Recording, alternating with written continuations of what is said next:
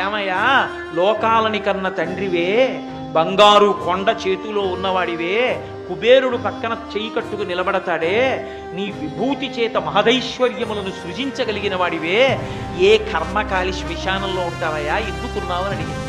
పార్వతి, నా కర్మ కాలి కాదు, నాకు చేత కాక కాదు, నాకు 100 గజాల స్థలం లేక కాదు, ఈ సమస్త భూమండలం నాది, అన్ని బ్రహ్మాండములు నాది. ఎందుకున్నానో తెలుసా? 2 కారణములకున్నాను. నా అంత వాణ్ణి నేను తెల్లగా ఉంటాను, పొడుగ్గా ఉంటాను, నాకు ఇంత పాండిత్యం వచ్చు, నాకు ఇన్ని ఉపన్యాసాలు చెప్పాను, ఇంత బాగా నటించాను, ఇంత ఐశ్వర్యం ఉంది, ఇంత పెద్ద ఉద్యోగస్తుడిని, ఇంత అధికారిని, ఇన్ని చెప్పుకున్నవాడి ఊపిరి వెళ్ళిపోయాక వాణ్ణి తీసుకొచ్చి కొడుకు కట్టెల్లో పెట్టి అగ్నిహోత్రంలో వేల్చి కపాలం పగిలిపోయాక ఇంటికి వెళ్ళిపోతాడు స్నానం చేసి. అప్పుడు ఆ జీవుడు శరీరంలోంచి పైకి లేచి నించుంటాడు. ఈ చుట్టూ ఉగ్రమైన భూతగణములను చూస్తాడు. నా వారన్నవారెవ్వరు ఉండరు. సూర్యాస్తమయానికి ముందే ప్రేత సంస్కారం అవుతుంది కాబట్టి తిరిగి తన ఇంటికి వెళ్ళలేడు. ఆ శరీరంతో ఇక పంపరు బయటికి.